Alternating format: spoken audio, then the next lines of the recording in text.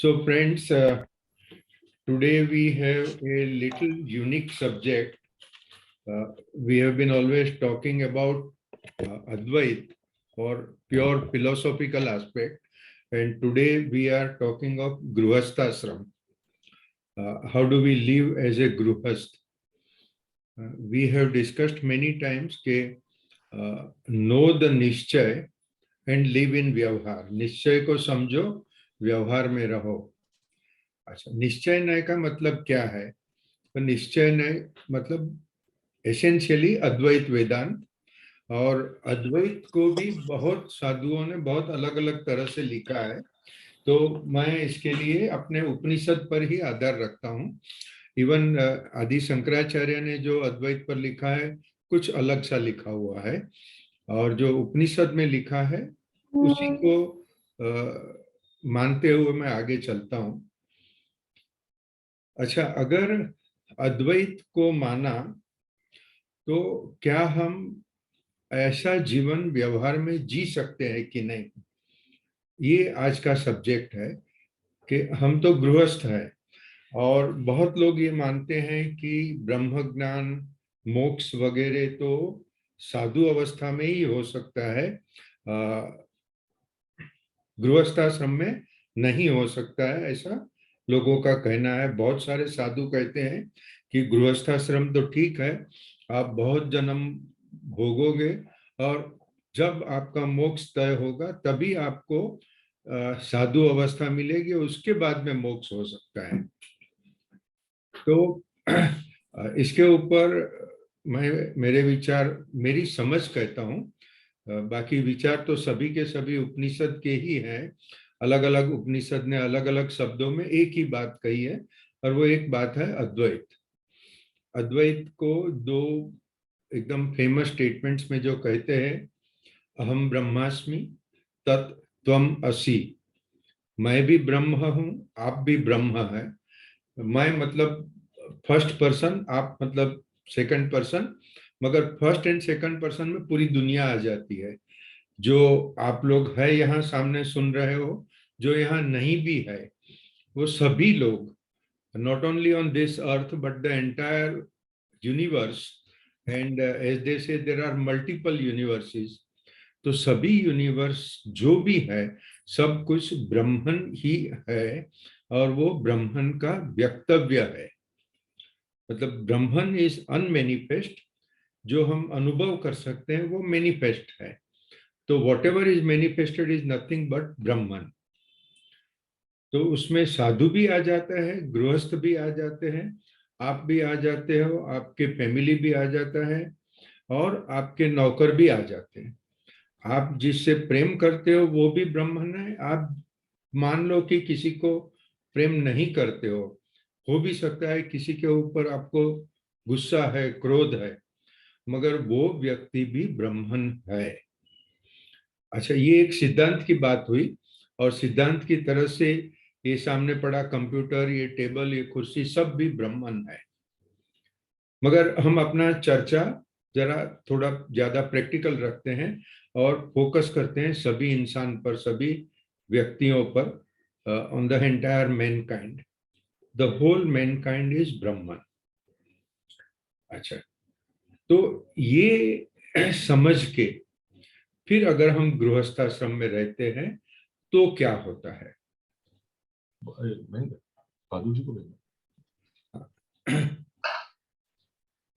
अभी अपना जो मैंने एक ईमेल भेजा था, कल ही भेजा था, उससे शुरुआत करते हैं. देख कबीरा रोया. कुछ लोगों ने, आपको समय अगर मिला है तो आपने पढ़ा होगा, और शुरुआत उसी से करते हैं. और फिर धीरे धीरे, मैंने ये जैसे कहा है, हमने पहले भी बात की है कि जैसे हम लोग ज्योमेट्री में सीखते हैं थियरम, तो एक थियरम का कंक्लूजन तो अपने को प्रोफेसर ही दे देते हैं, फिर बोलते हैं अभी कि ये कंक्लूजन आप समझाओ या तो ये पुरवार करो कि ये बराबर है. तो इसी तरह से हमने पहले ही 2 मिनट में ही बात कर ली अद्वैत वेदांत की. अभी आगे चल के उसको इलाबोरेट करते हैं, उसको समझते हैं कि गृहस्थ और अद्वैत ये दोनों चीज साथ साथ में कैसे हो सकती है। एक्चुअली हो सकती है, वो शब्द भी व्याकरण की दृष्टि से बराबर नहीं है, वो है ही। आप अभी इसी वक्त जहां बैठे हो वहां ब्रह्मन हो, मैं जहां हूं वहां ब्रह्मन हूं। ये हकीकत, ये सत्य उपनिषद में कहा है। तो मतलब समझो किसी ने उपनिषद नहीं पढ़ा है तो कल तक उसको ये इंफॉर्मेशन नहीं थी, आज उसको इंफॉर्मेशन मिल गई।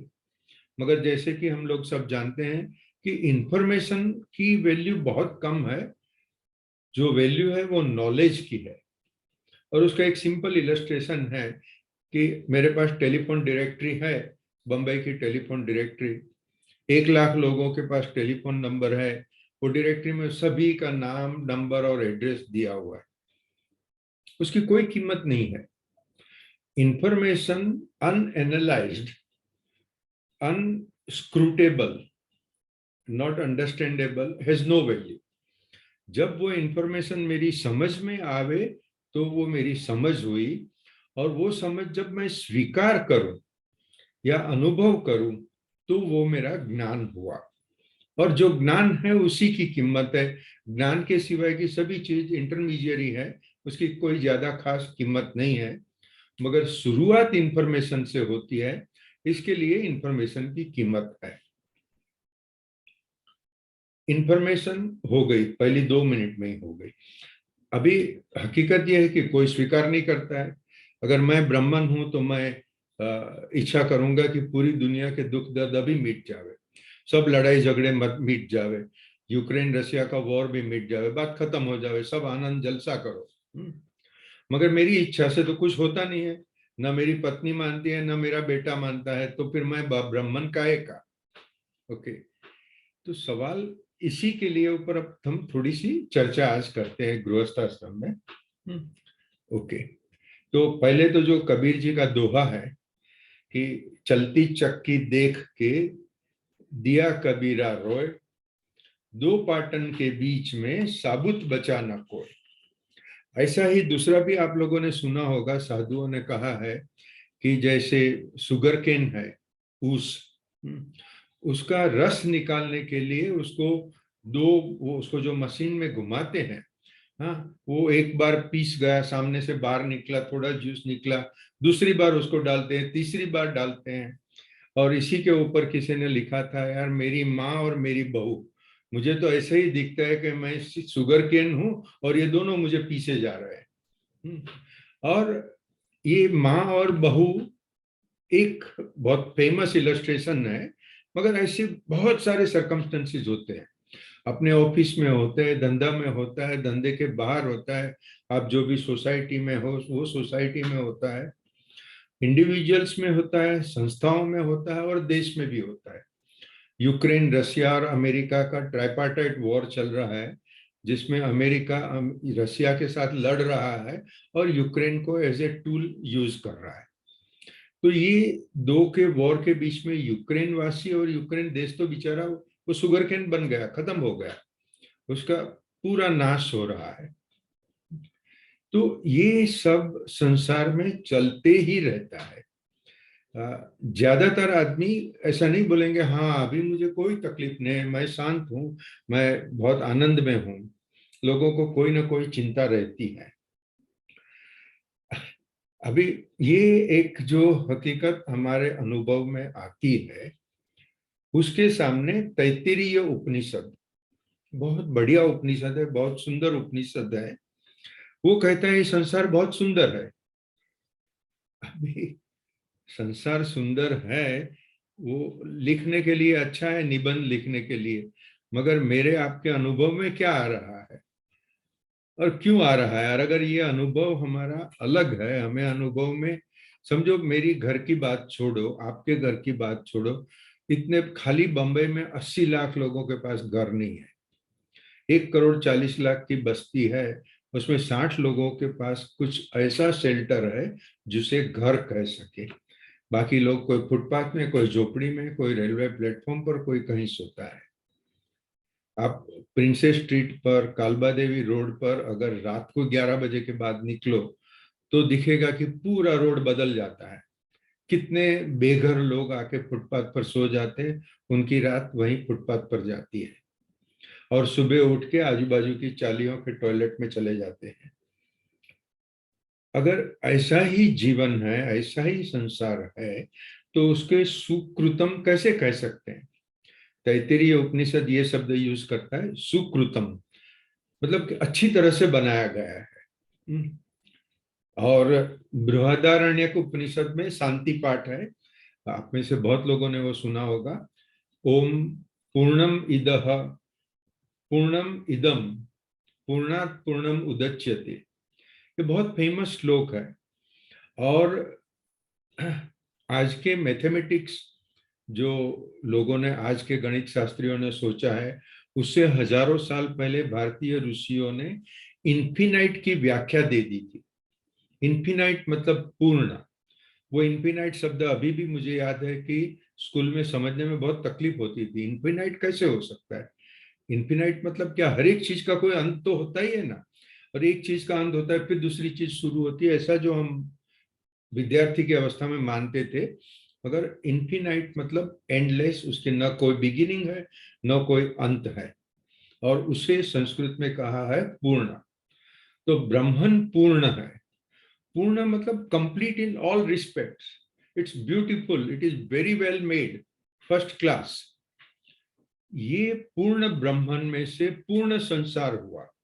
संसार भी पूर्ण है, और संसार में रहने वाली हर एक व्यक्ति भी पूर्ण है। आप भी पूर्ण है। यूक्रेन में लड़ रहे रशियन सोल्जर और यूक्रेनियन सोल्जर भी पूर्ण है। अमेरिकन सरकार में जो डीप स्टेट बोलते हैं, पेंटागन वगैरह, जो अमेरिकन सरकार पर भी इन्फ्लुएंस चलाते हैं, which is a state which rules over the president of USA, okay, वो भी पूर्ण है। अभी जैसे हमने आगे यहाँ तो बहुत कम बात की है, मगर इंटरनेशनल इकोनॉमिक स्टडी सर्कल में हमने बार बार बात की है कि कुछ लोग कुछ अलग अलग तरह के स्ट्रेटेजी करते हैं, और दुनिया में युद्ध चलते ही रहते हैं। सामान्यतः हमें इसके ऊपर क्रोध आएगा कि ये आदमी क्यों कैसा कर रहा है, या तो ये संस्था ऐसा क्यों कर रही है। मगर बृहदारण्यक उपनिषद कहता है वो लोग भी पूर्ण ही है, कोई भी अपूर्ण नहीं है। फ्रेंड्स, जो लोग बात करना चाहे जरूर बात कीजिए, मगर अगर बात नहीं करते हैं तो अपना म्यूट कर देंगे कंप्यूटर तो अच्छा है।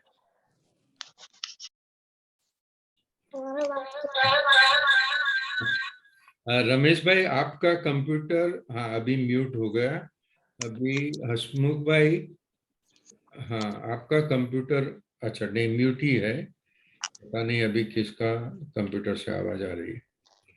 ठीक है। सर ये परम भट्ट सबका है, उन वहां से आवाज आ रही थी सर। अच्छा अच्छा अच्छा, तो भट्ट साहब अगर आप भी अपना ऑडियो बंद कर देंगे तो अच्छी बात है। एक रमेश भाई वाले से आ रही है, तो मैं फोन करके बोलता हूँ उनको या तो। हाँ जी।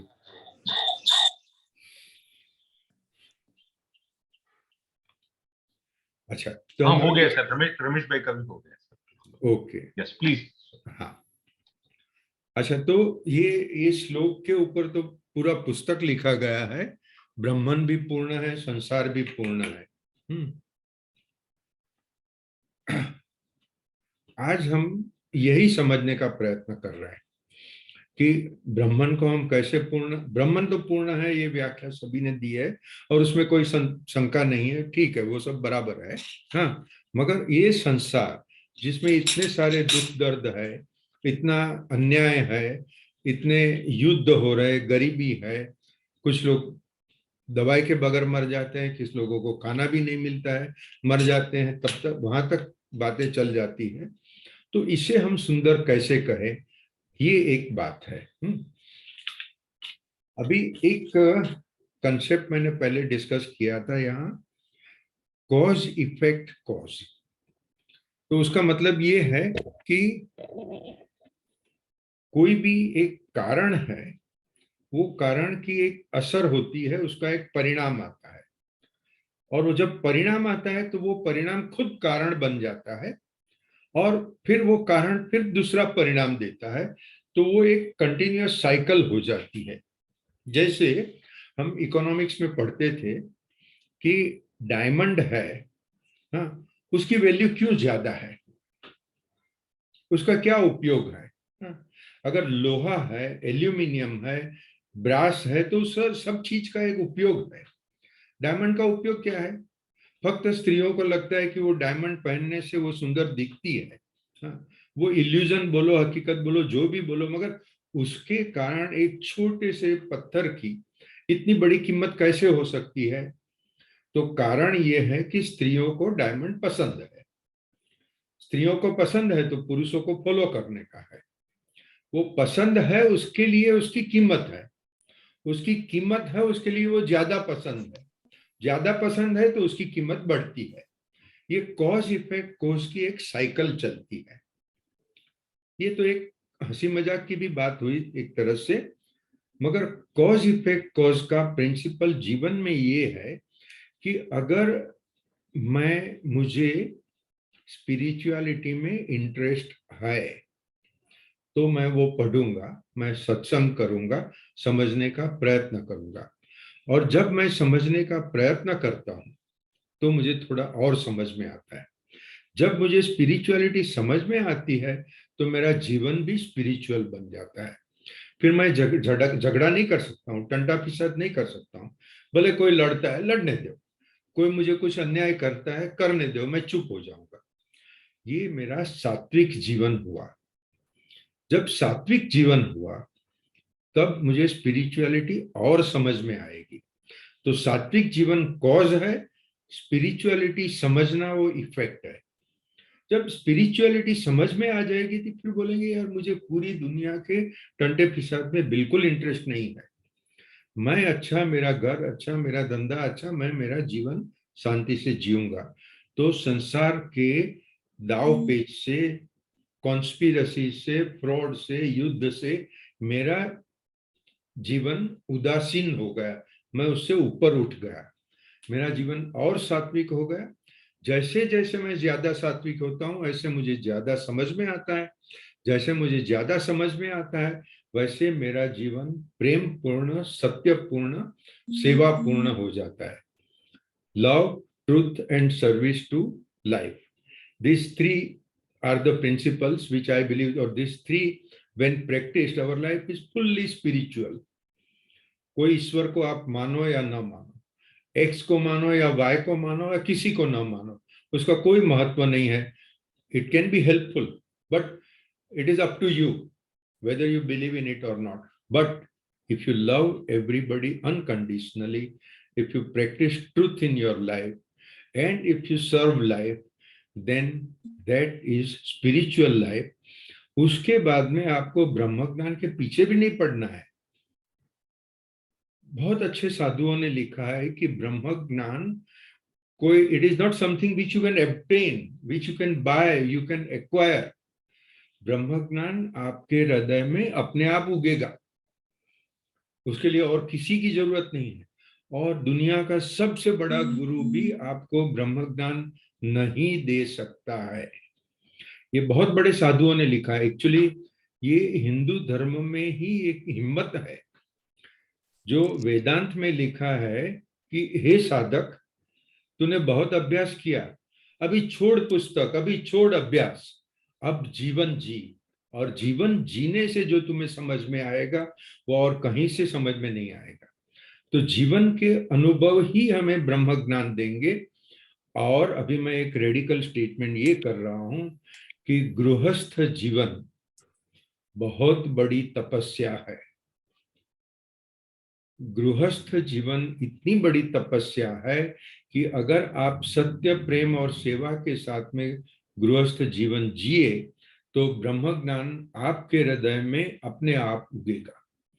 उसके लिए किसी चीज की जरूरत नहीं है, फक्त अच्छा सा सात्विक जीवन की जरूरत है। और यही सिद्धांत मैं इलाबरेट कर रहा हूं आज। Again, I'll pause for a moment if somebody wants to raise any issue, ask any question or make any comment. Please do so.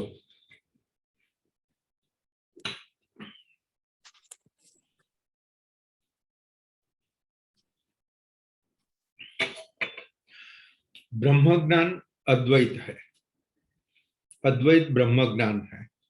अद्वैत का मतलब इतना ही है कि हम सब एक हैं। हमें ये तो पढ़ा हुआ है कि वसुदैव कुटुंबकम, वसुदैव कुटुंबकम का अर्थ ये है कि ये पूरी दुनिया मेरा कुटुंब है, सब भाई बहन है। उसका मतलब ये हुआ कि हम किसी के साथ लड़ाई नहीं कर सकते हैं, अन्याय नहीं कर सकते हैं, सबके साथ प्रेम से रहें। ये भक्त लोगों के लिए कहा गया सिद्धांत है। भक्ति से जब आप वेदांत की तरफ आगे बढ़ो तो अल्टीमेट स्टेटमेंट अद्वैत है, और अद्वैत ये है कि हम सब एक हैं। अभी अद्वैत के ऊपर मैं ज्यादा नहीं बोलूंगा, क्योंकि हमने ये फिलोसॉफी स्टडी सर्कल में उसके ऊपर कम से कम 3-4 सेशन कर लिए हैं। जैसे समंदर में वेव्स है, समुद्र में बूंदे हैं, वो वेव्स, वो लहरें, वो समंदर से कभी अलग नहीं हुई।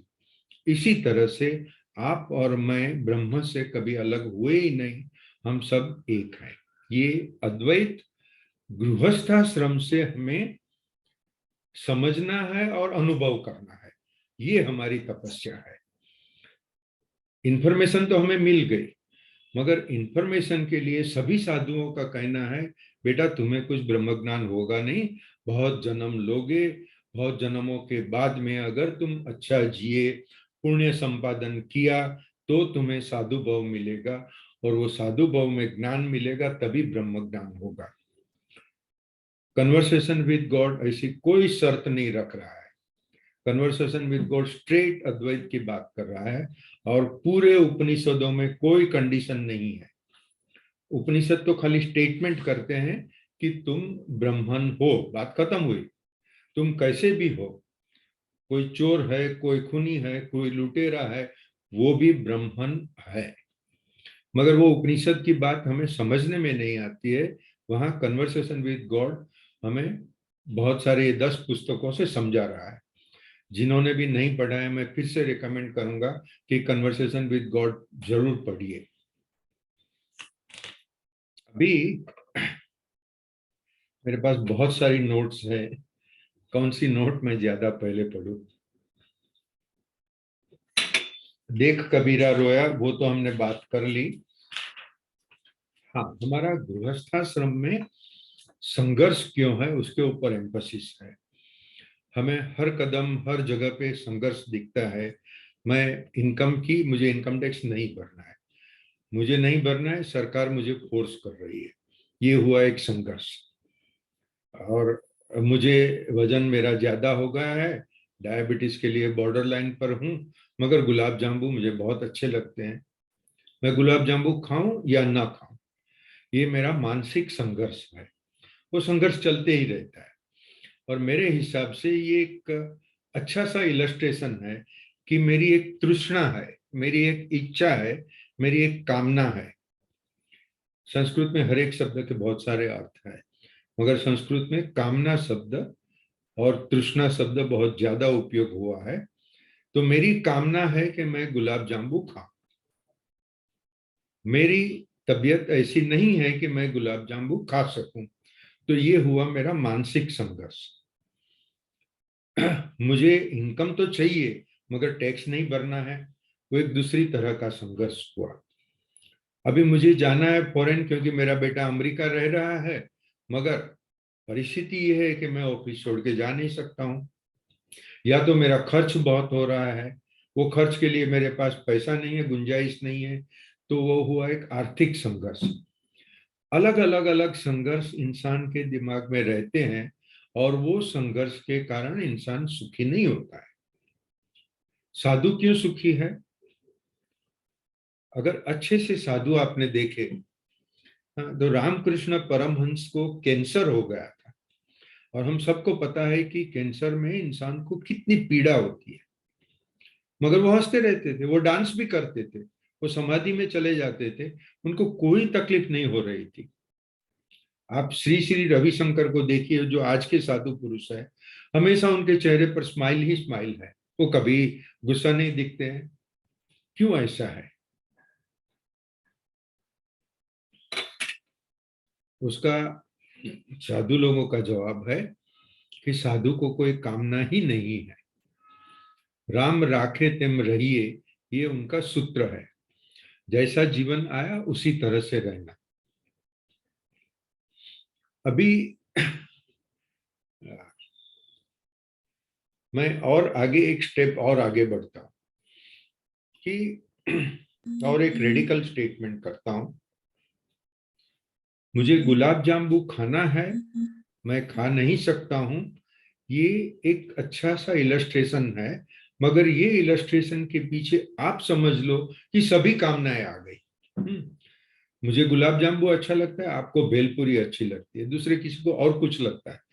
जो भी इच्छा आपके दिमाग में है वो इच्छा गुलाब जामुन के पीछे आ गई। मगर ये सबसे बड़ी इच्छा हर एक जीव में होती है, वो है सेक्स की।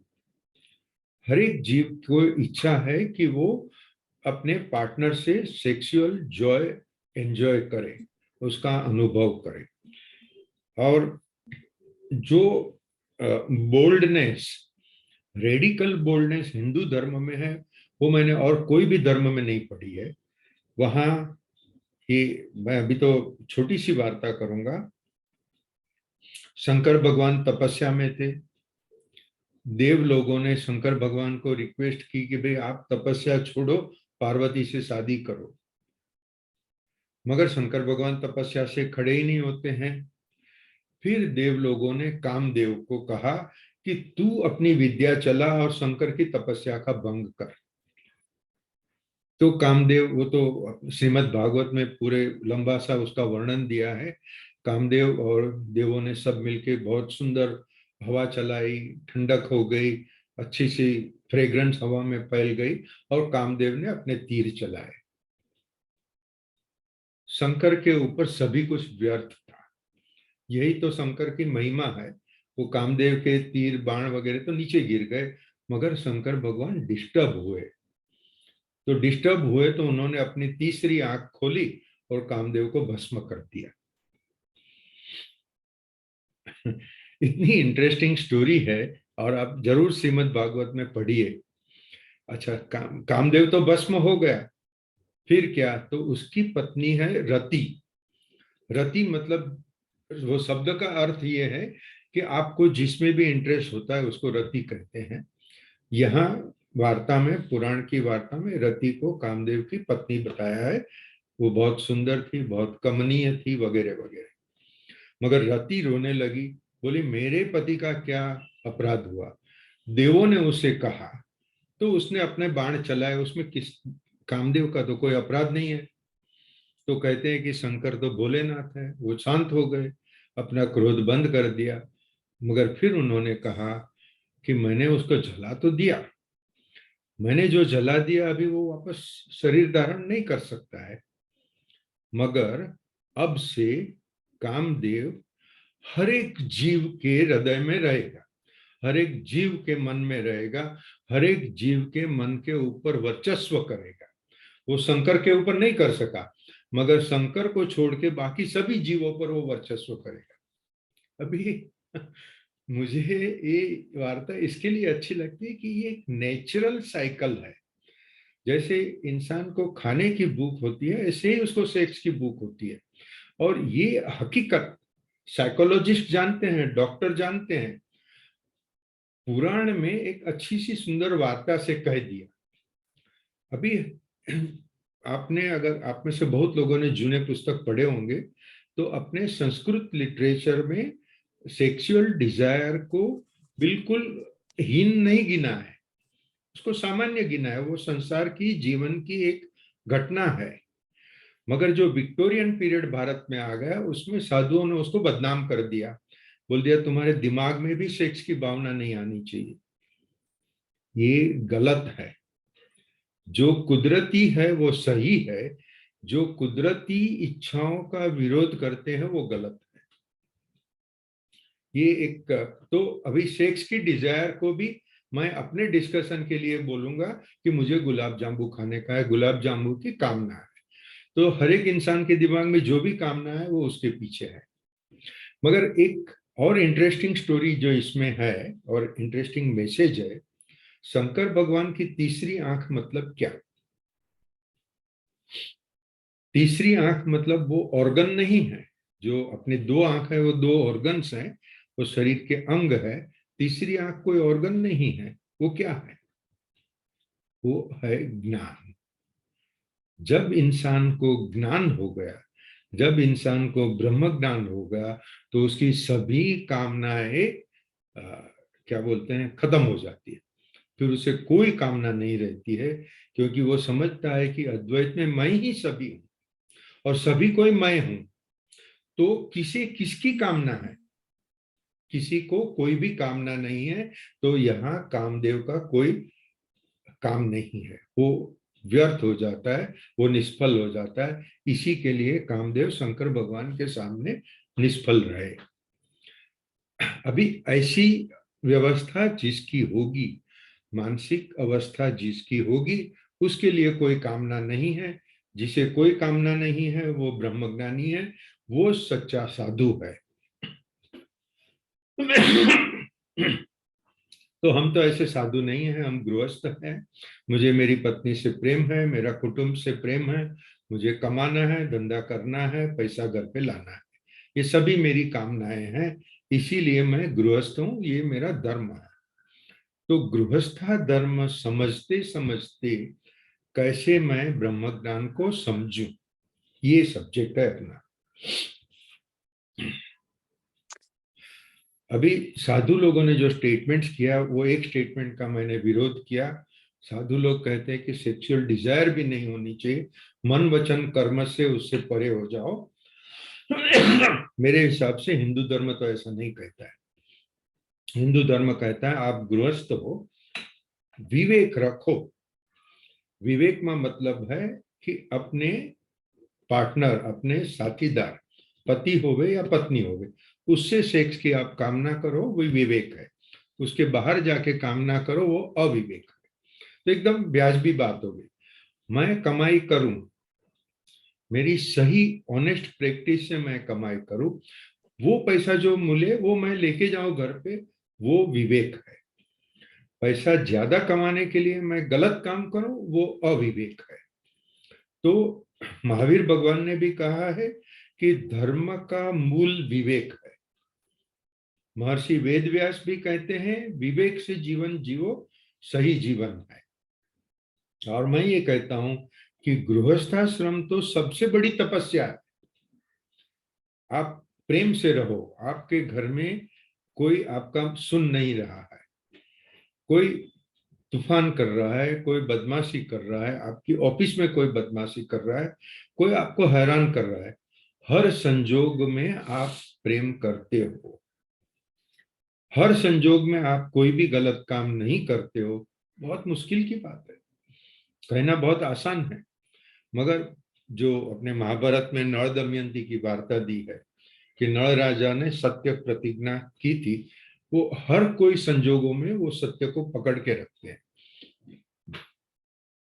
ये वार्ता हो जाती है।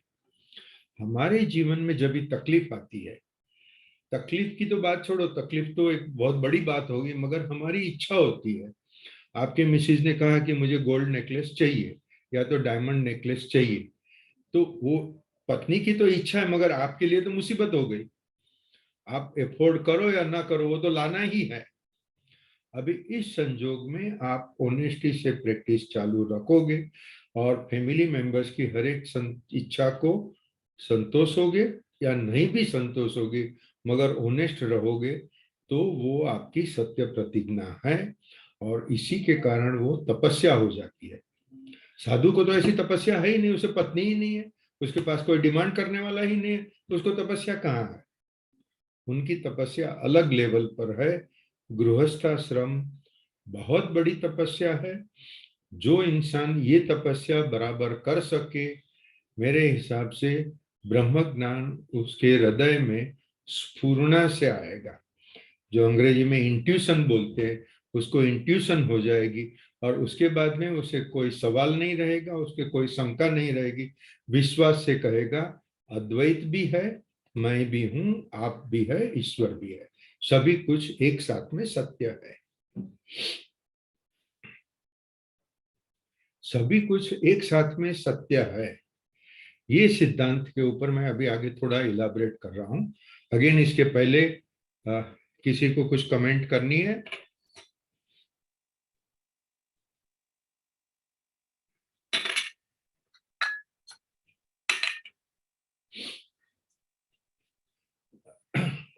जैन धर्म में अनेकांतवाद के लिए मेरे ख्याल से सप्तभंगी ऐसा एक शब्द प्रयोग है। सप्तभंगी मतलब 7 एस्पेक्ट, 7 काइंड ऑफ स्टेटमेंट्स। अभी इसका मैं एक सिंपल इलस्ट्रेशन देता हूं, और वो इलस्ट्रेशन समय का है, टाइम। अभी हमारे यहाँ बंबई में शाम हुई है, न्यू जर्सी में अमेरिका में अभी सुबह हुए। तो अगर मैं स्टेटमेंट करूं कि ये शाम है, हसमुख भाई स्टेटमेंट करे कि नहीं सुबह है, तो दो स्टेटमेंट एक दूसरे से विरोधी है, फिर भी दोनों एक साथ में सही है। जब तक हम ये अनेकांतवाद का विचार नहीं करते हैं, तब तक हमें ऐसा लगता है कि दो ऑपोजिट स्टेटमेंट साइमल्टेनियसली ट्रुथ नहीं हो सकते। कैसे दोनों सत्य हो सकते हैं? दोनों एक दूसरे से अलग हैं। मगर अनेकांतवाद का बात करें तो हमें समझ में आ जाता है कि ये सत्य है। अभी ये दो तो है सत्य, मगर तीसरा भी एक सत्य है कि नॉर्थ पोल और साउथ पोल, दो में से एक जगह पे अभी 6 महीने का दिन है, दूसरी जगह पे 6 महीने की रात है, तो वो सुबह शाम का मतलब ही उनके लिए तो बेकार हो गया। और जो स्पेस ट्रैवलर अपने रॉकेट में बैठ के पृथ्वी से 500 किलोमीटर से ऊपर चला गया, तो अभी उसे न रात है न दिन है। ये हमने आगे विस्तार से चर्चा की है, मगर यहाँ अभी ब्रीफली कह रहा हूं कि रात और दिन वो पृथ्वी के अपनी एक्सिस पर घूमने के कारण हो रहा है। पृथ्वी अपने एक्सिस पर घूमती है, तो कुछ भाग में सूर्य उसके सामने नहीं है, कुछ भाग में सूर्य उसके सामने है। पृथ्वी और सूर्य ये दो रेफरेंस पॉइंट हो गए, दोनों को एक दूसरे के साथ में जो रिलेशनशिप है उसके कारण दिन और रात होती है। This is the concept of relativity. Concept of relativity जो किसने कहा? अपने साइंटिस्ट, वेस्टर्न साइंटिस्ट ने उसे बहुत फेमस किया, and he got Nobel prize for that concept of relativity, Einstein ने। Einstein sir, Albert Einstein. हाँ, अल्बर्ट आइंस्टाइन ने समझाया, वो बहुत फेमस हो गए इसके लिए, और उसके ऊपर बहुत कुछ आगे लिखा गया है, मगर हिंदुस्तान में हजारों साल पहले ये कहा गया है। तो एक जगह पे दिन है, एक जगह पे रात है, और नॉर्थ और साउथ पोल में दिन रात 6-6 महीने का है। और पृथ्वी से दूर जहां रेफरेंस पॉइंट नहीं है, वहां न दिन है, न रात है, न समय है। पृथ्वी की एक साल, पृथ्वी का एक वर्ष होता है, वो पृथ्वी सूर्य के फरते एक पूरा सर्कल लगा देवे तो एक साल पूरी होती है। मगर जैसे कि हमने एस्ट्रोनॉमी में पढ़ा है कि पूरी सोलर सिस्टम, पृथ्वी तो सूर्य के फरते घूम रही है, मगर सूर्य अपने सभी ग्रहों और उपग्रहों के साथ में नेबुला गैलेक्सी के सेंटर के फरते पूरा घूम रहा है, और वो घूमने के लिए उसको 230 मिलियन ईयर्स लगते हैं, 230 million years, and the solar system takes a complete circle of the nebula galaxy. अब नेबुला गैलेक्सी एक्सपांड हो रही है, सोलर सिस्टम एक्सपांड हो रही है, रेफरेंस पॉइंट बदल गए। जब रेफरेंस पॉइंट पृथ्वी और सूर्य थे तो एक साल कुछ एक पीरियड है। जब रेफरेंस पॉइंट गैलेक्सी का मध्य बिंदु हो गया तो वो एक साल पूरा बदल गया। अभी ब्रह्मन जिसके अंदर पूरा यूनिवर्स समा गया है, उसे क्या रेफरेंस पॉइंट है? उसके लिए कोई रेफरेंस पॉइंट नहीं है। और क्योंकि कोई रेफरेंस पॉइंट नहीं है, तो ब्रह्मन के लिए समय का अस्तित्व नहीं है। और इसी के लिए पुस्तक लिखी गई है, नाउ। पुस्तक का नाम ही है नाउ, NOW, नाउ। और हमारे हिंदू धर्मगुरु कह गए हैं कि आपका अभी का जो समय है उसे ही महत्व दो, कल को छोड़ो, मतलब यस्टरडे को छोड़ो, टुमारो को छोड़ो। अभी जो है आपके सामने वही महत्व है। और समय इज ए रिलेटिविटी कंसेप्ट। इन ब्रह्मलोक समय का कोई अस्तित्व नहीं है। Sorry. So with the illustration of time, we have seen that several different statements can be simultaneously true. This is Anekantvad. Thank you. Thank you. Thank you.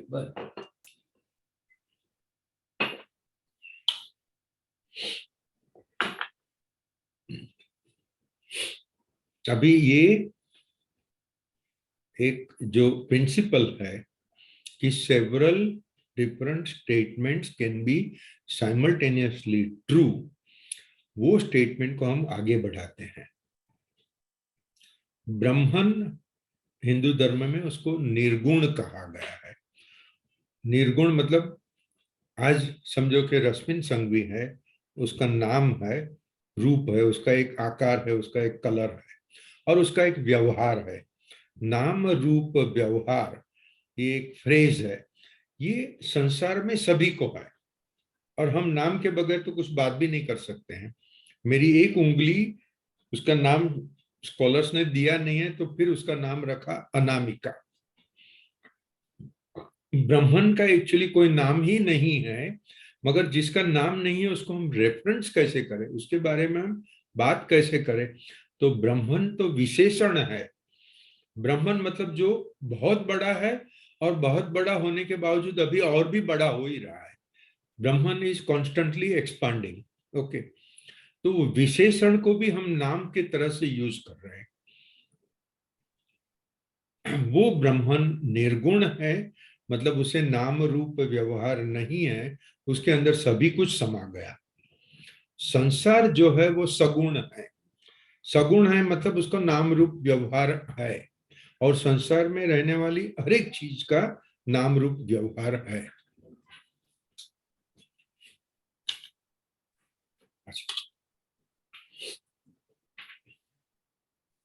Okay, तो ब्राह्मण के अंदर या तो ब्राह्मण अनमैनिफेस्ट है। ब्राह्मण ने चाहा कि मैं मैनिफेस्ट होऊं और मैं अनुभव लूं। ओके, क्योंकि ब्राह्मण में फक्त एक ही अनुभव है, और वो है आनंद, सदा सर्वदा आनंद। सो ब्राह्मण इज ऑलवेज इन ब्लिस। सत चित आनंद जो हम कहते हैं, सत मतलब सत्य होना, चित्त मतलब नॉलेज, और आनंद, ये तीनों चीज जिसमें समा गई उसे ब्राह्मण कहते हैं। उसके अलग अलग तरह से समझाया जा सकता है, मगर सच्चित आनंद एक बहुत फेमस चीज है, फेमस कंसेप्ट है। उसे आनंद के सिवाय कुछ और भी अनुभव करना है, जो ब्राह्मण में नहीं है उसका अनुभव करना है। तो ब्राह्मण तो एक है, एब्सोल्यूट है, आनंद है, उसके सिवाय का अनुभव क्यों करना है भाई? जिसे आनंद ही आनंद है उसका अनुभव क्यों करना है? तो इसलिए कि वो आनंद की डेप्थ समझ सके। ये भी हमने बहुत सारी वार्ताओं, बहुत सारे इलस्ट्रेशन लेके आगे बात किया है। और खाली एक छोटी सी चीज कहें तो एक पूरे संसार का सम्राज्ञ है, सम्राट है, उसके पास सभी कुछ है, राजा है, राजाओं का राजा है, उसे धन की, शक्ति की डेप्थ समझ में ही नहीं आ रही। लग्जरी क्या चीज है? लग्जरी उसके लिए कॉमन है। तो उसने जानबूझकर भिखारी का वेश धारण किया और भिखारी बन के शहर में घुमा, और फिर उसने भूख, तरस, दर्द सहन करा, ठंडी सहन करी, रास्ते में रहा, जिसका अपमान अवहेलना हुई वो सब सहन किया। तभी उसे समझ में आया कि राजा होने का क्या मतलब है। इसी तरह से ब्रह्मन ने चाहा, एको अहम बहुश्यामी, ये उपनिषद का स्टेटमेंट है। ब्रह्मन ने सोचा कि मैं एक हूं, मैं बहुत हूं। बहुत मतलब अनंत हो गए, और ब्रह्मन अनंत रूप से व्यक्त हुए। वो जब व्यक्त हुए तो उसका मतलब नहीं कि ब्रह्मन मिट गया। ब्रह्मन आज अतुल अम्बावत के नाम से व्यक्त है, परम भट्ट के नाम से व्यक्त है, दिनकर जोशी के नाम से व्यक्त है। Billions of people are there in the world, and Earth is only a tip of the iceberg. The galaxy is very big, and there will be so many other lives, other forms and kinds of lives which we don't even know. वो सभी ब्रह्मन ही है, और वो ब्रह्मन का व्यक्त रूप है। अच्छा, तो आप ब्रह्मन है, साथ में ही आप एक इंसान है। अब ये पृथ्वी पर रह रहे हैं, आप गृहस्थ जीवन व्यक्त कर रहे हैं। आपने जानबूझकर अपनी शक्ति भूल गए हो। आपकी जो you are omnipotent, as Brahman you are omnipotent, but you have assumed limitations. Because you have assumed limitations that you are in this geography area, historically you are in this place on 12th of November 2022, तभी आपको जात जात की तकलीफें लगती है, और तभी आपको कामनाएं होती हैं। वो कामना की पूर्ति नहीं होती है। अब जब कामना पूर्ति नहीं होती है तो क्रोध, ईर्ष्या, तरह तरह के फिर मायावी गुण आगे आते हैं। तो माया के जो गुण कहे हैं, काम, क्रोध, लोभ, मोह, मान, मत्सर, राग, द्वेष और प्रभुत्व की इच्छाएं, ये सभी इच्छाएं इसलिए होती है कि राजा ने सोचा है कि मैं भिखारी हूं। वो भिखारी हो गया, अभी उसे महल प्राप्त करना है, उसे सिंहासन प्राप्त करना है, उसे ये वो हजार चीजें प्राप्त करनी है, जो सभी चीज हकीकत में उसी की है। कामना है, और कृष्ण भगवान ने गीता में पूरा एक श्लोक में समझाया है कि लोगों को कामना होती है, फिर वो कामना पूर्ति कभी होती है, कभी नहीं होती है। जब नहीं होती है तो क्रोध होता है। जब क्रोध होता है तो इसके लिए गीता में शब्द यूज किया है, मोह होता है। मोह मतलब इंसान पगला जाता है। जब कोई भी चीज के पीछे वो पड़ जाता है तो उसको विवेक का विचार नहीं रहता है, विवेक बान भूल जाता है, और वो न करने लायक चीजें कर बैठता है।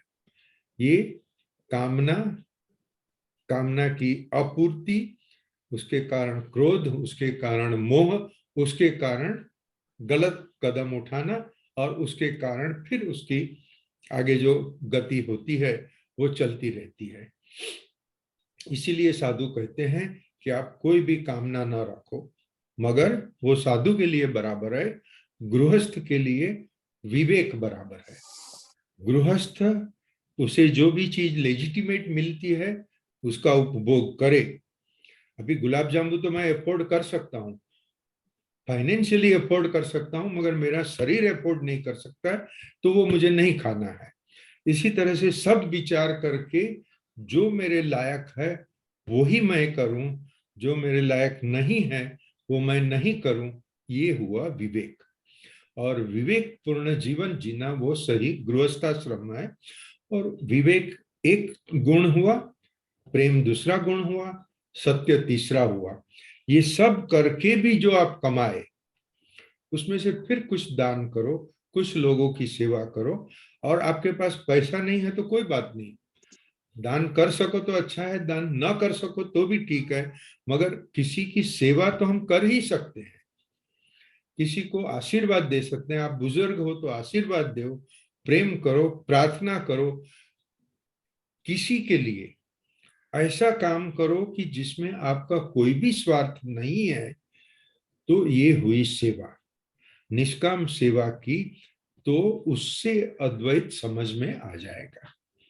ये है गृहस्थाश्रम से अद्वैत समझने की एक सीधी सादी सरल रीत।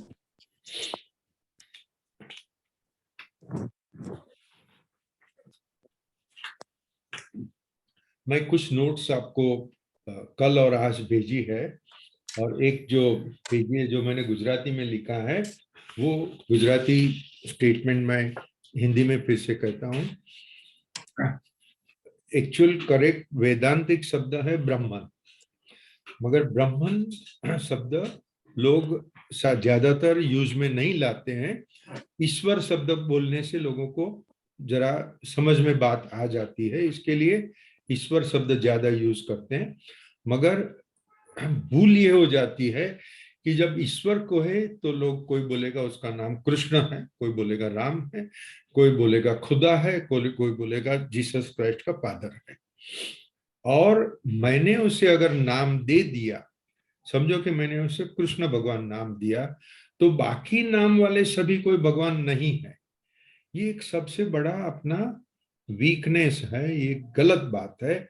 ईश्वर तो एक ही है, उसके अनंत नाम है, बहुत सारे नाम हैं, सभी नाम वाले एक ही निर्देश करते हैं। जो एक निर्देश करते हैं वो ईश्वर है। वो ईश्वर की हम यहाँ बात कर रहे हैं कि ईश्वर या तो ब्रह्मन तो एक ही है। उसने सोचा कि मुझे अब ओमनीपोटेंट न होने का अनुभव करना है, और मैं एक हूं, अनंत होने का अनुभव करना है। तो इसके लिए ईश्वर ने ऐसा रूप धारण किया। God manifested himself as a limited personality, और उसमें ये पूरा संसार खड़ा हो गया। और वो मांडुक्य उपनिषद, जिसे आदि शंकराचार्य ने सबसे बड़ा, सबसे महत्व का उपनिषद कहा है। ओके, या Atul, I will take your query. खाली एक मेरा गुजराती स्टेटमेंट मैं वापस हिंदी में कह रहा हूं कि जब ईश्वर ने इच्छा की तो नरसिंह मेहता और संत तुकाराम जैसे बड़े बड़े संत भी हुए, और दाऊद इब्राहिम जैसे स्मगलर और क्रिमिनल्स भी हो गए। ब्राह्मण में everything is included, everything is included. Ram भी ब्राह्मण थे और रावण भी था, कृष्ण भगवान भी ब्राह्मण थे और कंस भी था। वो कंस कोई ब्राह्मण के बाहर नहीं है। और इसकी लॉजिकल प्रूफ ला मिजरेबल बुक में दी हुई है। ला मिजरेबल में एक कैरेक्टर है, वो एक साधु से बात करता है, और कैरेक्टर मतलब he was a retired sort of royal family person who in the French revolution he left the palace and went away and he was living in exile. That royal person talks with bonjour bienvenue. जो पादरी है ला miserable में, पादरी से बात करता है कि मैं ईश्वर हूं। और उसकी प्रतीति कैसे हो सकती है कि आप पादरी कह रहे हो कि ईश्वर अनंत है। अगर ईश्वर अनंत है और अगर मैं ईश्वर नहीं हूं तो ईश्वर की वो लिमिटेशन हो गई, क्योंकि अगर मैं ईश्वर नहीं हूं तो ईश्वर अनंत हो नहीं सकता है। बहुत लॉजिकल आर्ग्यूमेंट है। कहते हैं कि ला मिजरेबल के ऑथर ने उपनिषद पढ़े थे, वो अद्वैत समझता था, और इसीलिए उसने एक सरल एक सेंटेंस में अद्वैत का लॉजिक समझा दिया। तो कहना यह है कि ब्राह्मण में तो सभी कुछ आ जाता है, और सभी कुछ जो आ जाता है, वो जो भी खेल रहे हैं वो हरि लीला है। नरसिंह मेहता को जब शंकर भगवान प्रसन्न हुए, शंकर भगवान ने कहा तुझे क्या चाहिए, तो नरसिंह मेहता ने कहा मुझे रास लीला देखना है। और फिर भगवान ने उसे रास लीला का दर्शन दिया। मगर मेरी दृष्टि से संसार में जो हो रहा है वो सब हरि लीला ही है। वो हरि लीला आप देखो, आप एक साथ में अनेक बहुत सारे ड्रामा चल रहे हैं। आपको जो ड्रामा पसंद है वो ड्रामा आप देखो, जो ड्रामा में आपको पार्टिसिपेट करना है उसमें पार्टिसिपेट करो, जो नहीं देखना है मत देखो। ये एक छोटा सा स्टेटमेंट है।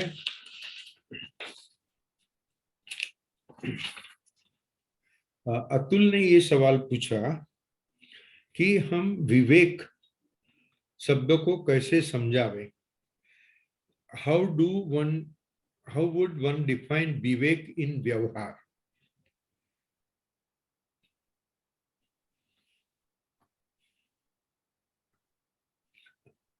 विवेक, गुडविल, विजडम, गुड फेथ, ये शब्द ऐसे हैं, और even the word practical, actually किसी ने ह्यूमर में अच्छा सा कहा है कि the word practical means whatever you want it to mean. मतलब मैं अगर समझो एक आदमी ने कहा कि भाई मुझे इनकम टैक्स प्रैक्टिस करनी है मगर ऑनेस्टी से करनी है, तो उसके लिए वो विवेक हो गया।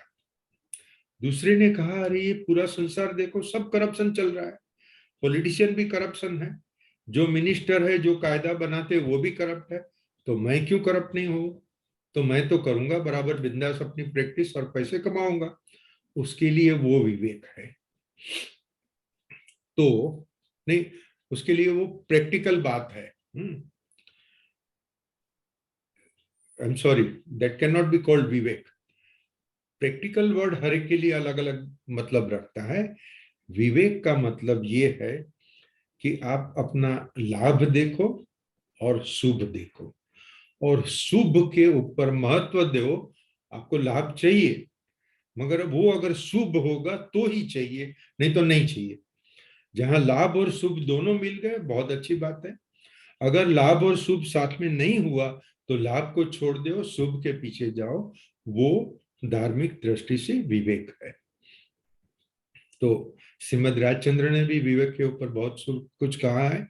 और आगम में एक पर्टिकुलर आगम है, मैं अभी भूल गया उसका नाम, उसमें महावीर भगवान ने लिखा है कि धर्म तो विवेक से ही हो सकता है। मतलब कि आपको जिंदगी में हर समय चॉइस आएगा, गुलाब जामुन खाऊं या ना खाऊं, कसरत करूं कि गुलाब जामुन खाऊं, कसरत करूं या टीवी देखूं और आराम से सोफा पर सो जाऊं। इश्यूज आपके सामने आएगा, चॉइसेस आपके सामने आएगा। हर समय आपको विवेक यूज करके, डिस्क्रिशन यूज करके ये नक्की करना है मैं क्या करूं क्या ना करूं, तभी आपका जीवन आगे चलेगा। I don't know Advaita, Atul, does this explain the term vivek? Yes, yes, sir. Thank you.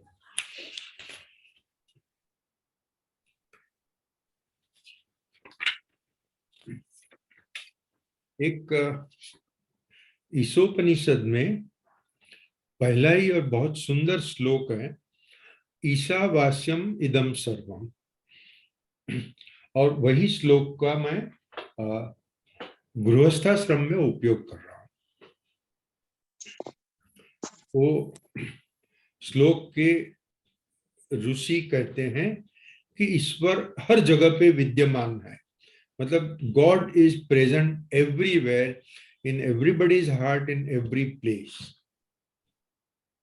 ये जगत में जड़ और चेतन जो भी है सब ईश्वर ही है, ये श्लोक का है। मतलब अभी उसके ऊपर से एक स्टेप आगे जाते हैं। मेरे पास जो भी धन है, सिर्फ ब्रह्मन जो है, it is all inclusive ultimate concept. It includes Vishnu, it includes Shankar, includes Brahma, includes Lakshmi, Parvati, Saraswati, सभी को। ये हिंदू धर्म में मतलब ब्रह्मन एक चैतन्य है, ब्रह्मन एक शक्ति है। वो शक्ति के अनेक रूप है, वो अनेक रूपों में ज्ञान है, प्रेम है, ऐश्वर्य है, सभी कुछ आ जाता है। तो जहां ऐश्वर्य है उसका नाम हिंदू धर्म में लक्ष्मी दिया है, जहां ज्ञान है उसका नाम सरस्वती दिया है। जो ज्ञान के पुजारी है वो सरस्वती के पुजारी है, लक्ष्मी के पुजारी है वो लक्ष्मी के पुजारी है, मतलब धन के पुजारी है। इसी तरह से ये सब डिवीजन किया है। Ultimately all gods goddesses everybody indicates only Brahman. तो ये नोट जो मैंने आपको भेजी है उसमें ये कहा है, तेन त्यक्तेन भुंजिता। तेन त्यक्तेन भुंजिता एक फ्रेज, इतना सुंदर फ्रेज है, बहुत सारे उसके अर्थ निकल सकते हैं। मैंने खुद ने एक लंबा सा लिस्ट बनाया है, 10 से ज्यादा मतलब, तो इसके आप अलग अलग तरह से कर सकते हो। यहाँ स्पिरिचुअलिटी की दृष्टि से मैं एक मतलब आपके सामने रखता हूं। तेन मिथलिन means those people. Those people means what? Spiritually evolved people, गृहस्थ जो सज्जन है, जो सात्विक जीवन जी रहा है, वो त्यक्तेन मतलब he enjoys by renouncing, he enjoys it by giving. अभी he enjoys it by giving तो अपना कॉमन सेंस के ऑपोजिट लगता है। मुझे कुछ चाहिए, मुझे कोई चीज की कामना है, मुझे गुलाब जामुन चाहिए, गुलाब जामुन मिलेगा तो मैं खाऊंगा तो मुझे आनंद आएगा। गुलाब जामुन को मैं छोड़ दूं, मैं उसे ना खाऊं या तो किसी और को दे दूं तो आनंद कैसे हो सकता है? ये बात हुई ऋषि का फर्क और एक सामान्य इंसान का फर्क। उसके इलस्ट्रेशंस हैं कि बच्चा भूखा है, माँ जब बच्चे को खिलाती है तो माँ को आनंद मिलता है। वहां माँ बच्चे का दुख देखकर खुद आनंद, सर बच्चे का सुख देखकर उसे अपने को सुख का अनुभव होता है। और जो माँ ब्रेस्ट फीडिंग कराती है, मतलब अपने शरीर का सर्वोत्तम भाग वो बच्चे को देती है, तभी उसे जो मिल रहा है वो आनंद है। एक पिता है, बहुत पैसा है, बच्चे ने खिलौना मांगा और पिताजी ने उससे अच्छे से अच्छा खिलौना दिया। Father is happy, child is happy. Compare this with another illustration where the father is poor. He can hardly make two ends meet. और बच्चा रो रहा है कि उसे कोई खिलौना चाहिए।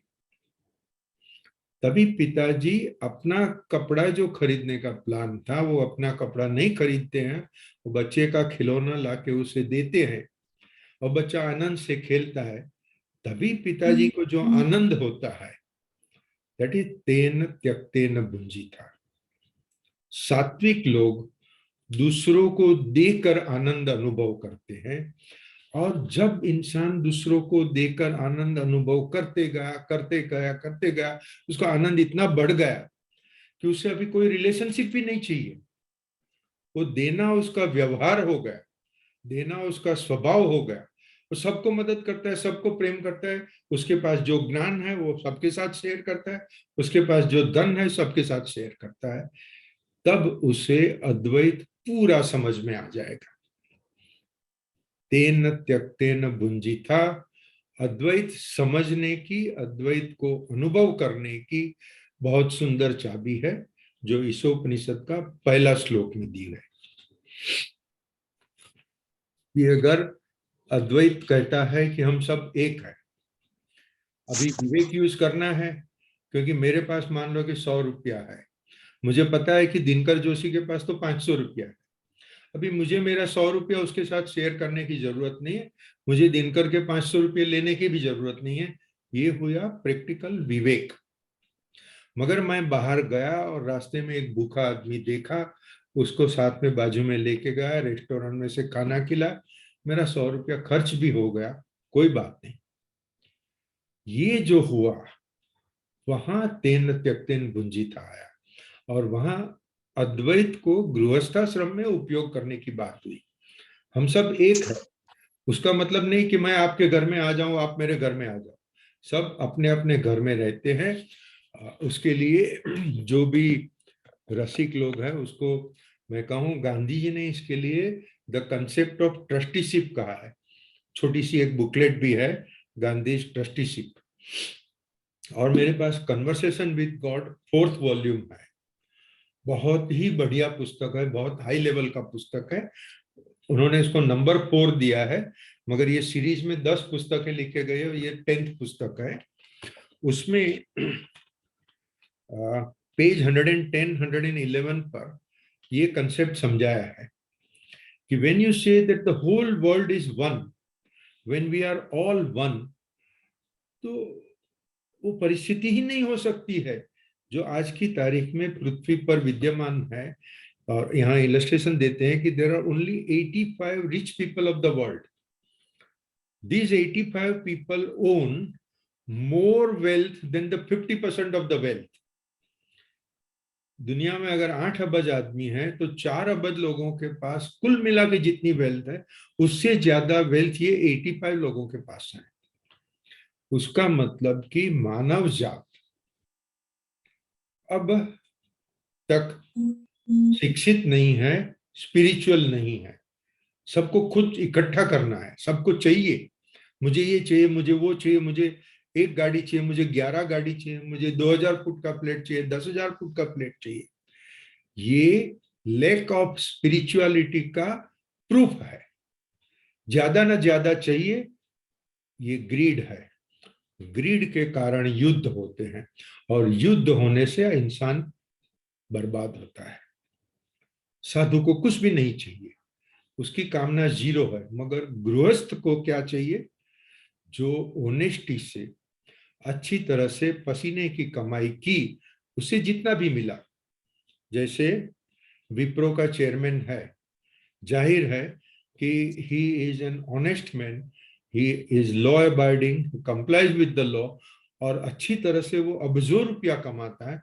अब्जो रुपये में से अब्जो रुपये का डोनेशन भी कर रहा है, शांति से जी रहा है, कोई पब्लिसिटी नहीं कर रहा है। तो वो स्पिरिचुअल आदमी है, वो धर्म समझा हुआ है और धर्म का प्रैक्टिस कर रहा है। और कन्वर्सेशन विद गॉड में ये ऑथर कहते हैं कि there are societies, there are dimensions where the people who live are all spiritual. So greed is absent. Since greed is absent, everybody lives nicely and everybody lives as if he is trustee of what he is using. He is not owner. The concept of ownership is absent. सब ये सोचो कितनी बड़ी बात है। ये author ने अभी लिखी हुई है, गांधी जी ने 100 साल पहले लिखा था। अच्छे लोगों ने, साधु लोगों ने द कंसेप्ट ऑफ ट्रस्टीशिप जीवन में व्यवहार किया है, और वो अपने पास जो भी है, धन है या ज्ञान है, जो भी है, अच्छी तरह से सब लोगों से शेयर करते हैं। ये है गृहस्थ जीवन।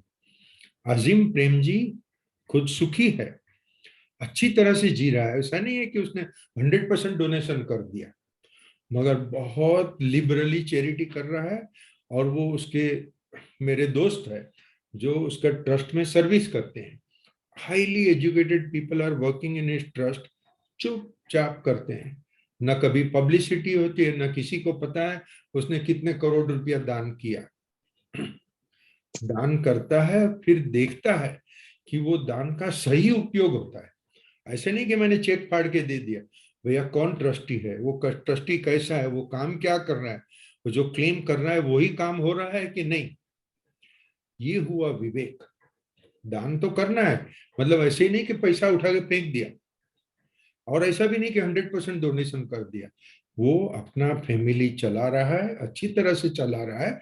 ही is entitled to live royally with his honest income and still he makes charity. That is vivek, that is spirituality, that is the concept of trusteeship, that is तेन त्यक्तेन भुंजिता।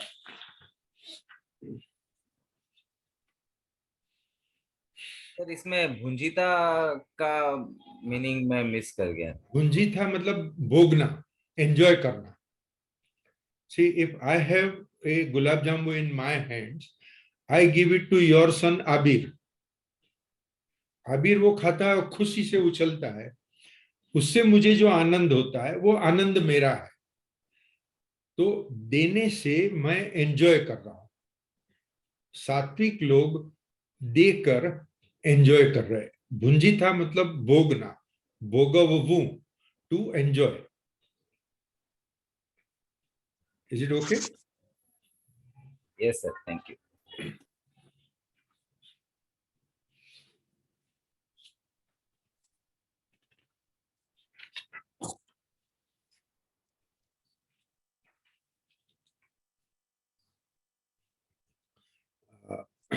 हमने निश्चय नय और व्यवहार नय की बातें आगे भी की है।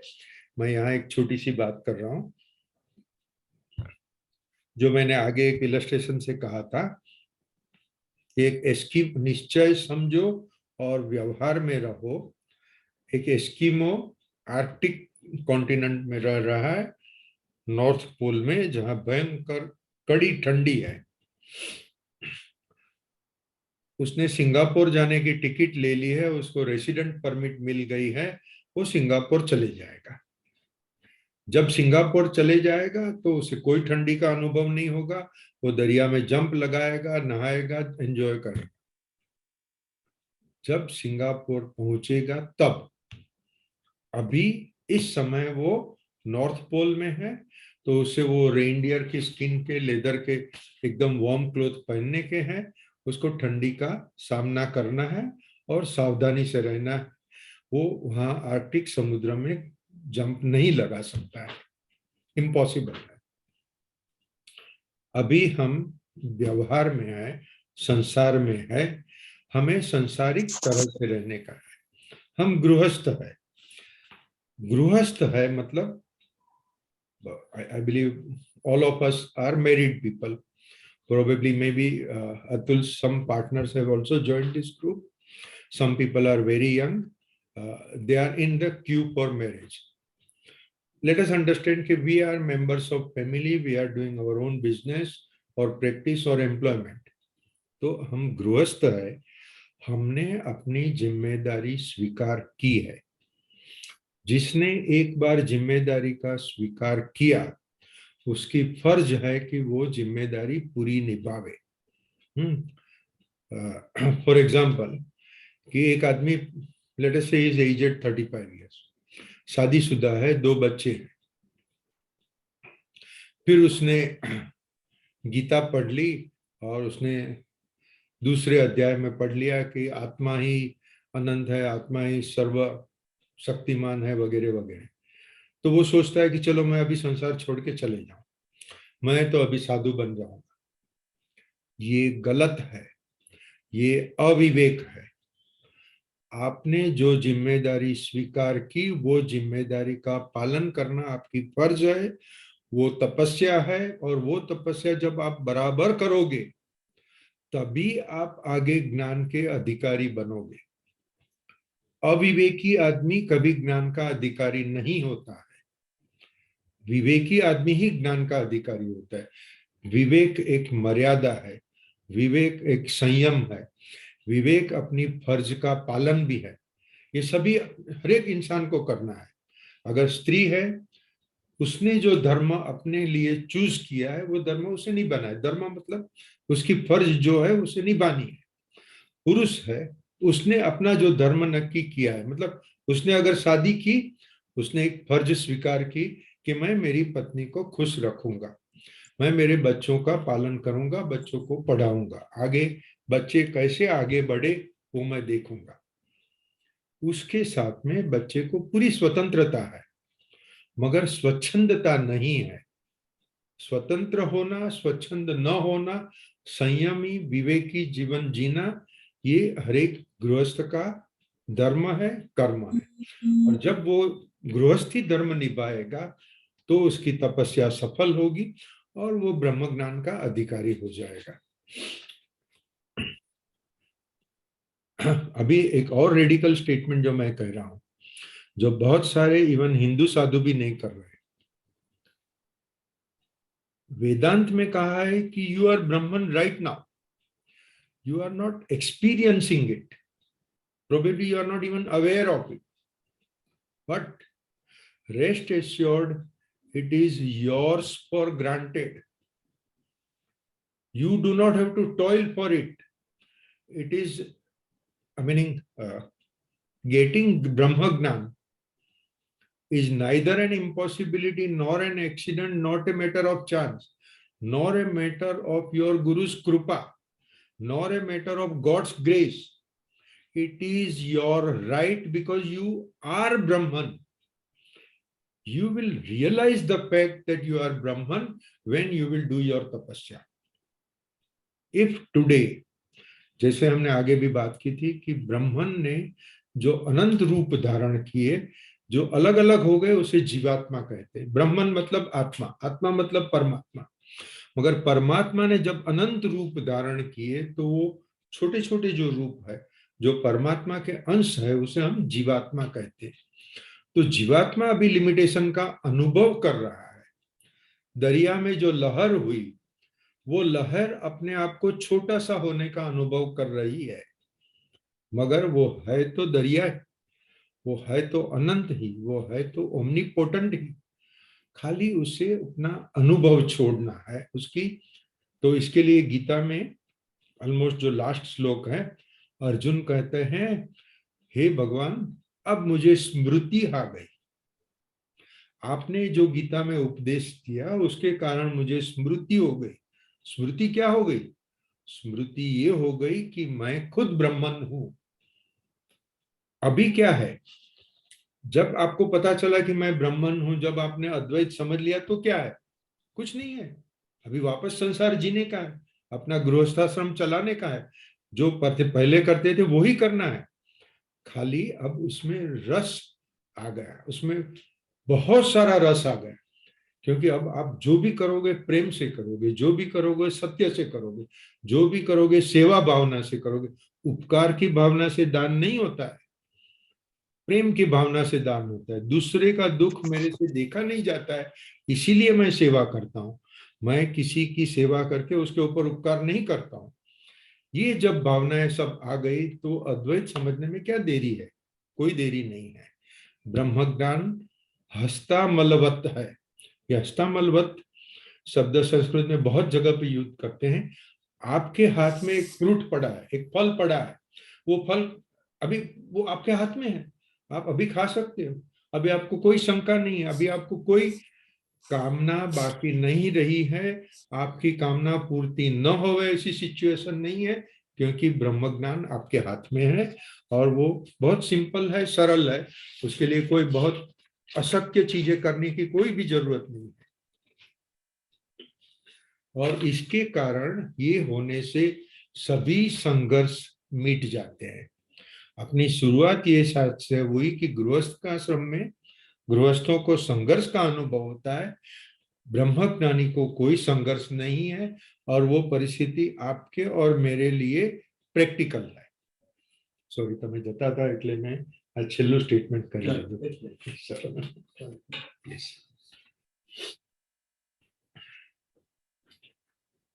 So ये जो theme of my statement I am repeating, गृहस्थाश्रम ही तपस्या है। जनक राजा थे, गृहस्थ थे, और वो संपूर्ण ज्ञानी थे। संत तुकाराम, संत नरसिंह मेहता, वशिष्ठ ऋषि, वाल्मीकि ऋषि, सभी कोई गृहस्थ थे। तो ब्रह्म ज्ञान के लिए गृहस्थाश्रम छोड़ने की कोई भी जरूरत नहीं है।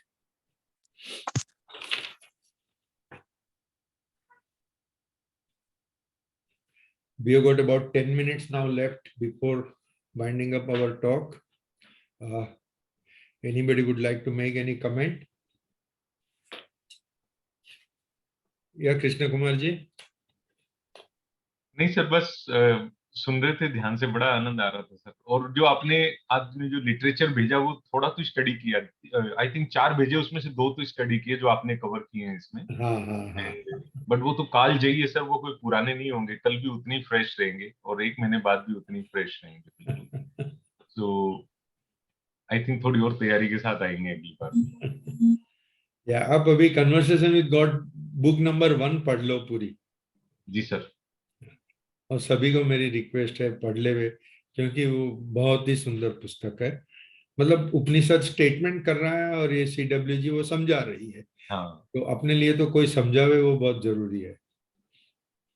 आज जो आपने भेजा ना सर, कन्वर्सेशन विद गॉड वाला, वो हाँ इजी भी है, वो एकदम प्रैक्टिकल है। जो आज वाला जो हाँ पर्टिकुलर जो 2 हाँ पेज हाँ का जो पेज नंबर 110 वाला जो आप कह रहे हैं ना सर, हाँ, वो बराबर है, बराबर है, हाँ, बराबर है। मतलब बहुत ही रिलेवेंट है, बहुत ही प्रैक्टिकल है। and जो आपसे सुनते हैं या डे टू डे देखते हैं वही वही है सर बिल्कुल उसमें। Correct, correct.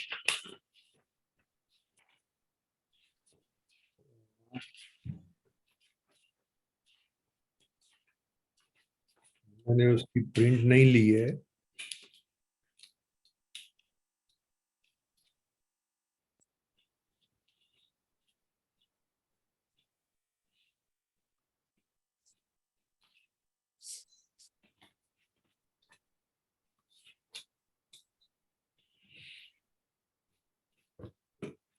एक सेकंड ना, मैं जरा देख लेता हूँ।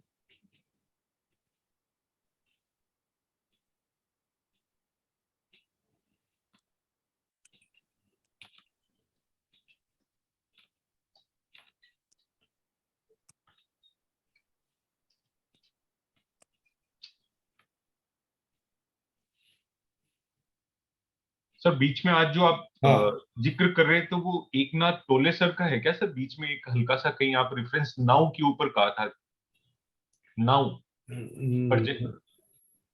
सॉरी, नौ। हाँ, नाउ, NOW, नाउ, यानी जो है वो हाँ अभी हाँ हाँ, वक्त है नहीं वो। ये अपना एखार्ड टोल का जो बुक है ना, हाँ हाँ, the power of now, power of the now. Power of now, yes yes, sorry, the full name is power of now. Yes. वो उनका भी। एक कोटेशन आज मैंने पढ़ा था, इत्तेफाक से आज ही पढ़ा हो, उसके अंदर अच्छा टाइम अच्छा। सुनने में था, हाँ जी। Very relevant. वो हाँ मैं जस्ट एक रीड करके बताता हूँ आपको, हाँ, छोटा सा, प्लीज मतलब एकदम रिलीवेंट। प्लीज उसमें प्लीज। लिखा है, all problems are illusions of the mind. हाँ फिर आगे कहते हैं, focus your attention on the now and हाँ tell me what problem you have at this moment. फिर आगे कह रहे हैं, हाँ। It is impossible to have a problem when your attention is fully in the now. Hmm A situation needs to be either dealt with or accepted। जो है सो है, जो हम्म। प्रॉब्लम है उसका क्या सॉल्यूशन है वो कर लो, और नहीं उसको स्वीकार कर लो। उसके अलावा तीसरी कोई चीज ही नहीं है, मतलब उसके अंदर उनका एक है। तो यानी जो आप अपने विवेक का इस्तेमाल करके अगर उस प्रॉब्लम को सॉल्व कर सकते हैं, हाँ, that is your right, that is your Dharma, you do it. और नहीं कर सकते तो उसको एक्सेप्ट कर लो, पर वो बात खत्म, बस उसके अंदर मतलब प्रॉब्लम नहीं है वो। एंड लास्ट है, why makes it into a problem, you are making it a problem. So इसको मैं थोड़ा इलाबोरेट करूं कृष्ण हाँ कुमार हाँ, जी। Please please sir, please. Ukraine में युद्ध चल रहा है, हाँ एक स्त्री प्रेग्नेंट है, उसको 9वां महीना चल रहा है, हाँ और उनके मकान पर रशियन आर्मी बमबारी कर रही है। हाँ। वो बेचारी भाग रही है। जी। वो भागने में उसका पति बिछुड़ गया, उसके दूसरे बच्चे, आगे के बच्चे हैं, बिछुड़ गए। वो अकेली भाग रही है। अभी उससे कहो द पावर ऑफ नाउ, हम्म। कह सकते हो क्या?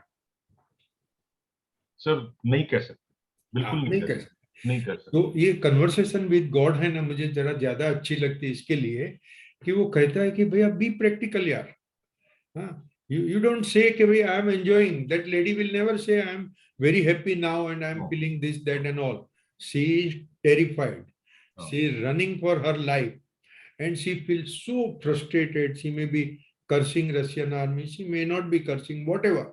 Okay, her husband who is maybe 20 kilometers away somewhere, he is also running, she is also running. CWG में इसका एक्सप्लेनेशन है कि आप एक अनुभव कर रहे हो, इस तरह से देखो। अभी वो नहीं देख सकेगी, वो बाई तो नहीं देख सकेगी, मगर हम जो बाहर है, जो युद्ध क्षेत्र से दूर है, थोड़ा ये समझने का अभी अगर प्रयत्न करें तो हो सकता है कि वो स्त्री, उसका पति, उसके बच्चे एक अनुभव कर रहे हैं। ठीक है, वो क्या अनुभव कर रहा है? उनके आत्मा ने, आत्मा लेवल पर जो नक्की किया था, वो संजोगों में, वो सरकमस्टेंसेस में वो स्त्री अभी है। वो सिचुएशन जो हमने राजा की वार्ता में कहा था, कि राजा ने कहा था कि मैं तो भिखारी बन के बाहर रोड पर गया, मुझे तो कुछ दुख हो ही नहीं रहा था। तभी वो वैद्यराज के पास गया, उसने दवाई ली, और वो भूल गया कि वो राजा है। फिर बाहर गया, भिखारी के वेश में भीख मांगने लगा, तभी उसको दुख का अनुभव हुआ। वो दुख का अनुभव जब हो रहा है, तब वो भूल जाता है कि मैं राजा हूं। यूक्रेन में जो प्रेग्नेंट स्त्री भाग रही है, वो भूल गई है कि मैं ब्राह्मण हूं, और वो पूरा अनुभव कर रही है दुख का, व्यथा का, हताशा का, सभी चीज जो एकदम एक्सट्रीम पर वो अनुभव कर रही है। फिर CWG में कहते हैं कि बेटा तुम जब मेरे पास आओगे, मृत्यु के बाद में आओगे, then you will thank me कि yes I had rich experience in the life। वो एक्सपीरियंस ना आपको है ना मुझे है। That lady is experiencing life, the negative side of the life, to its extreme, and Neil Donald Walsh and God have argued on this point। ईश्वर कहते हैं कि भैया ऐसी तो कोई व्यवस्था नहीं है कि आप संसार में आओ खाली सुख ही सुख अनुभव करो। Don't expect that from me, because I have not given you anything. whatever you are experiencing is your choice. It is not a कर्म फल, वो कोई सजा नहीं है। आपने नाटक में अमुक अनुभव करना चाहा था, वो अनुभव आपको अभी हो रहा है। और जब वापस आप आओगे, मतलब when you will realize your superconscious level again, then you will be happy, you will enjoy। जो हमने शोले फिल्म के इलस्ट्रेशन से बात की है, आप लोगों में से बहुत सारे लोगों ने वक्त फिल्म भी देखी होगी। देखा है वक्त फिल्म? देखिए सर। हाँ, वक्त फिल्म में एक रईस आदमी है, पति पत्नी 3 बच्चे, सब लोग एंजॉय कर रहे हैं। अचानक से धरती कंप होता है, सब भागते हैं, वो भागते हैं, सब बिछड़ जाते हैं, और फिर 20-25 साल के बाद में वापस मिलते हैं और फिर आनंद होता है। तभी किसी ने मुसलमान होने का अनुभव किया, किसी ने क्रिश्चियन होने का अनुभव किया, किसी ने कुछ अनुभव किया, एक पुलिस था, एक गुनहगार था। मतलब ये फिल्म अपने को, या सिमिलर फिल्म थी ये अमर अकबर एंड एंथनी, अलग अलग अनुभव करते हो। ये फिल्में भी, अपनी हिंदी फिल्में भी यही वार्ताएं कह रही है कि आप सब कुछ अनुभव ही कर रहे हो। जब एक्सट्रीम अनुभव कर रहे हो तब तो आपने चाहा था, आप भूल गए हो, मगर वो अनुभव के बाद में आप जब वापस रियलाइज करोगे तभी मजा करोगे, जलसा करोगे। इसीलिए तैत्तिरीय उपनिषद कह रहा है कि पूरा संसार भी सुंदर है, संसार भी पूर्ण है, सब कुछ अच्छा है, आपको अभी अच्छा नहीं लग रहा है, बस इतनी ही बात है।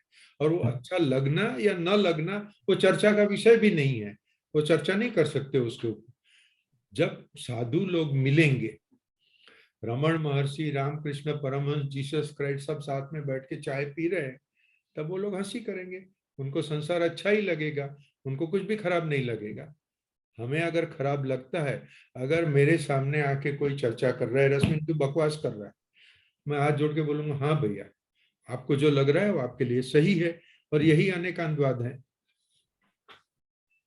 बट सर एक बात बताता हूँ, ये जो कॉन्सेप्ट है ना आपने जो बताई, हाँ मतलब विथ ऑल ओवर हम्बलनेस, हाँ इतना जी, सारा पढ़ने के बाद हाँ ये पहली बार इतनी बार शिद्दत से आप बताते हो, और हम लोग बहुत ही डिवोटेडली समझने की कोशिश करते हैं। पहले तो आउटराइटली रिजेक्ट करते थे आपकी बात को, एकदम ऑनेस्टली बताऊं। हाँ अब आउटराइटली से Ramesh bhai would agree with me, maybe 50% तक हम पहुंच पाए हैं उसको शायद स्वीकार करने में। लेकिन सिर्फ दुनिया में ये कभी, मतलब अभी आप यूक्रेन की बात छोड़िए, कोई इसको मतलब समझ ही नहीं पाएगा इस लेवल पे। ये जो हाँ नॉलेज है जिस लेवल का है, उसको आई डोंट थिंक कोई इसको समझ पाएगा sir. Please correct me Sheela ji या रमेश भाई या अतुल भाई, आप बिल्कुल, मतलब ये बहुत ही यूनिक एंड बहुत ही गॉड गिवन अपॉर्चुनिटी है कि आप इस मोड पे इस तरीके से आप समझा रहे हैं, और ऐसे समझते समझते डिस्कस करते करते शायद एकदम आत्मसात भी कर ले इस बात को। मतलब मैं एकदम ऑनेस्टली बोल रहा हूँ सर, 100% अभी भी नहीं मानते इस बात को, लेकिन जो 0% पे थे वहां से 50-60% पे तो आ गए। नहीं, एकदम सही बात है। देखो, मैं भी अगर कहूं कि मैं अभी चलते चलते गिर गया, ओके, मान लो मुझे चोट आई, खून बह रहा है, अभी ब्राह्मण घर पे गया और द्वैत घर पे गया, मैं पहले दौड़ूंगा डॉक्टर के पास, ठीक है? तो ये एकदम बराबर प्रैक्टिकल बात है। और CWG में ऑथर कहते हैं भैया प्रैक्टिकल को इग्नोर मत करो, व्यवहार में रहो। यार, ब्रह्म ज्ञान की बात करोगे तो मर जाओगे, पहले डॉक्टर के पास जाओ, दवाई दारू करो, फिर बाद में बैठे बैठे बात करना। तो सब अपनी अपनी जगह पे बराबर है, वही विवेक है। लेकिन सर अपनी जो एज ओल्ड प्रिंसिपल्स है ना, जो सनातन धर्म, उसमें हाँ, हम बहुत छोटे थे तब से सुनते हैं कि जो होता है ईश्वर की इच्छा से होता है। तो हम्म, वो कहीं न कहीं इस बात को प्रूव करता है कि मतलब ये जो भी हो रहा है ईश्वर की मर्जी से हो रहा है, जो होता है वो ईश्वर की। तो हम इसको हमारे हिसाब से दुनिया देखना चाहते हैं, हमारे हिसाब से रिजल्ट देखना चाहते हैं। सब ड्रामा हमारे हिसाब से वो हो नहीं सकता, क्योंकि बहुत बड़े ड्रामा के हम छोटे से पार्ट अदा कर रहे हैं उसके अंदर। तो पूरा ड्रामा हमारी मर्जी से कैसे होगा, होने का सवाल ही नहीं है उसके अंदर। इसलिए वो इसको रटा देते थे वो बात, पुराने लोग जो होते थे ना, कि तुम हाँ इसको एक्सेप्ट कर लो। मतलब ये एक तरीके से कॉन्सेप्ट समझ में नहीं आएगी, जैसे रिलेटिविटी की थ्योरी समझ में नहीं आएगी। खाली ये समझ लो कि भी जो चीज ऊपर जाएगी वो नीचे आएगी, या जो जो गुरुत्वाकर्षण का नियम है। तो ऐसे वो रटा देते थे कि जो हो रहा है वो ईश्वर की मर्जी से हो रहा है, उसको एकदम तहे दिल से एक्सेप्ट कर लो। तो फिर ये कहीं न कहीं आप जो कह रहे हैं ना, वो बात का सार तो वही आ जाता है, मतलब जो हम एक्सेप्ट नहीं कर पाते हैं लास्ट तक उस चीज को। उससे अभी एक स्टेप आगे चलते हैं। हाँ। सॉरी, करीब 7 बज गया, फिर भी मैं अपने बात कही इसके लिए कहता हूँ। देखिए, आपने जो ऑनेस्टी से कहा कि अद्वैत मुझे पूरा समझ में नहीं आ रहा है, बराबर, तो ये सत्य वचन है। अगर कोई कहेगा कि मुझे अद्वैत समझ में आ गया और मैं उसका अनुभव कर रहा हूं, तो वो या तो झूठ बोल रहा है, वो या तो लाखों में एक है, बराबर। अच्छा, अभी साधु लोग ये समझते हैं कि 1,00,000 में 99,999 लोग अद्वैत समझने वाले नहीं हैं। तो उसे जो थोड़ा समझ सके ऐसी बात कैसे करना। तो इसके लिए ईश्वर का सब्जेक्ट बीच में लेके आए। हाँ। अभी आप कहोगे ये ईश्वर की इच्छा है और आप उसको मान लो, तो ये हरि लीला हो गई। अभी हरि लीला को क्यों क्वेश्चन करे, तो ये हरि लीला चलती है, हम उसके सामने ओपोजिशन नहीं कर रहे हैं। मगर वेदांत ये कहता है कि आप खुद ईश्वर हो, ईश्वर की इच्छा से नहीं हो रहा है। आपके साथ में जो भी हो रहा है, आपके पिताजी लास्ट ईयर एक्सपायर हो गए, आपको दुख हुआ, मगर वो घटना भी आपकी आत्मा और आपके पिताजी के आत्मा ने निश्चित की हुई थी। आपने बहुत सारे प्रयत्न किए, आपके भाई लोग सब हॉस्पिटल में 3-4 महीना रहे, बचाने का पूरा प्रयत्न किया, मगर अंत में तो वो चल गए। मगर वो अपने प्रियजन का वियोग, ये हरि लीला की भाग है। हाँ, हर एक चीज ईश्वर नहीं कर रहा है, हर एक चीज आप खुद कर रहे हो। कोई विधाता नहीं है, कोई आउटसाइड अथॉरिटी नहीं है। अहम ब्रह्मास्मि तत्त्वमसि में कौन आपका भविष्य निर्णय करेगा? आप ही अपना जीवन निर्णय कर रहे हो और फिर आपने जो निर्णय किया उसका अनुभव कर रहे हो।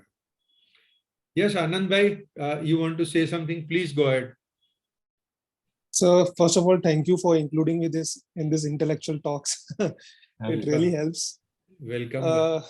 Yeah, thank you.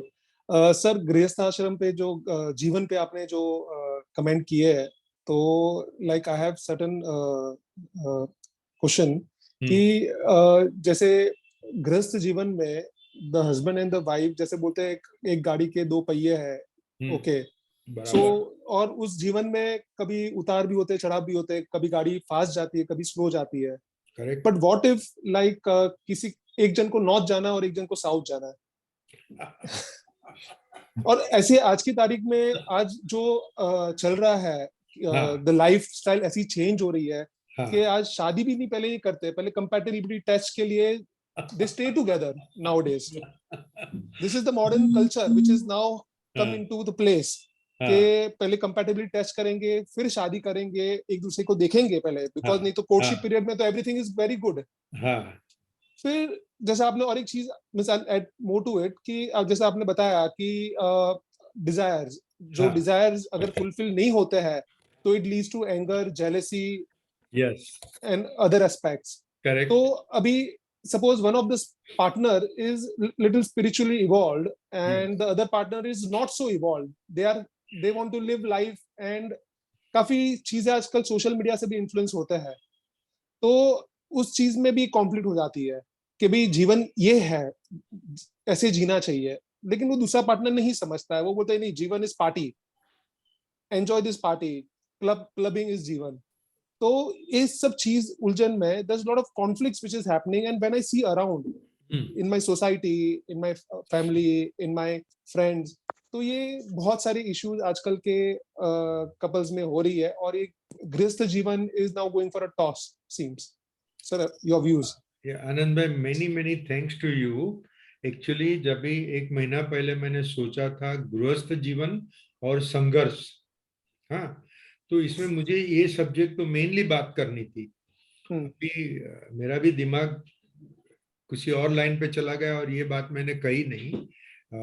Late us accept the fact that every husband and every wife has difference of opinion, almost. Okay, मुझे नहीं लगता है कि मतलब गांधी जी और कस्तूरबा जी के दोनों के विचार अलग थे, हाँ, और हम सब गांधी जी से कम हैं, तो हमारे भी विचार तो अलग है। मैं और मेरी पत्नी ये बोलती है कि यार तुम्हारी Bombay chartered account society Lallu है, तेरे जैसे लल्लू को लेक्चर के लिए कैसे बुलाते हैं, उनको पता नहीं है कि इतनी इंटेलिजेंट लेडी तो घर में बैठी है। ये अनुभव सबका है कि पति पत्नी के विचार अलग अलग होते हैं। जो समझू लोग होते हैं वो अलग विचार को भी रिस्पेक्ट देकर साथ में रहते हैं, जो अणसमझू है, जो कम अक्ल वाले हैं, वो इसके ऊपर झगड़ा करके बैठते हैं। और कहाँ तो ये होता है जो आपने एकदम खास इलस्ट्रेशन दिया कि दो में से एक व्यक्ति को मंदिर में जाने का है, दूसरों को 5 स्टार होटल में जाने का है। अब क्या करना, ये डिजाइन है, इट इज सिस्टमेटिकली डिजाइंड। संघर्ष हैज बीन डिजाइंड। व्हाई? जब शुगर केन चक्की में पीसी जाएगी तो रस बाहर निकलेगा। जब इंसान ब्रह्मन मतलब प्रेम, दो नाम एक शक्ति के हैं। ज्ञान, प्रेम, ऐश्वर्य सब ब्रह्मन में है। आनंद कोठारी अभी इसी वक्त ब्रह्मन है। उसका मतलब कि आनंद कोठारी प्रेम स्वरूप है। अच्छा, अभी आनंद कोठारी ने सोचा कि यार प्रेम स्वरूप तो मैं अनंत समय से हूं, उसमें मजा नहीं आ रही है, तो प्रेम स्वरूप का अनुभव कैसे करना। तो मिसिस कोठारी की आत्मा ने कहा अच्छा बेटा आजा, मैं तुझे अनुभव कराती हूँ। ठीक, अभी Mrs Kothari is also Brahman, she is also प्रेम स्वरूप, मगर दो आत्मा ने मिल के नक्की किया कि हम जीव बनते हैं, संसार में मैनिफेस्ट होते हैं, और वो मैनिफेस्टेशन हो के फिर डमाडम करेंगे। वो बावजूद, डिफरेंस ऑफ ओपिनियन के बावजूद, संघर्ष के बावजूद, अगर हम एक दूसरे को प्रेम कर सकते हैं तो हमें ब्रह्मन रियलाइज हो जाएगा। नहीं भी हुआ तो 2 जन्म के बाद में, 20 जन्म के बाद में कभी तो रियलाइज होगा। जब रियलाइज होगा तब the depth of being love, of being प्रेम स्वरूप, वो पूरी तरह से समझ में आ जाएगा। Does it explain? सर लेकिन हाँ जी, सपोज इस जीवन में भी ऐसे होते हैं कि आप ऐसे कर्म बांध लेते हो, ओके, बिकॉज वो अंडरस्टैंडिंग नहीं है, वो evolve, we are not that evolve to understand के ये माया है, बराबर ओके, है। और ये कर्म बांधने के लिए और एक जीवन उसको वापस सेटल करने के लिए, मतलब ये कड़ी चलती जाएगी। So means you are extending your realisation. Yes, I think infinity हो गया है तो सर। देखो आपका मेरा जीवन मैक्सिमम 100 साल का है। सोलर सिस्टम एक चक्कर लगाने के लिए 230 मिलियन ईयर्स लेती है। वो ब्रह्मा का एक दिन, ऐसा हिंदू धर्म में कहा गया है। तो आपका मेरा जीवन तो पानी का बुदबुदा है। Yeah. And because you are Brahman, and because for infinity you have enjoyed bliss and love, in between for some time you want a difference of experience, then it will tell you कि हाँ प्रेम क्या चीज है। And I'm choosing this experience. It is your choice. Yeah.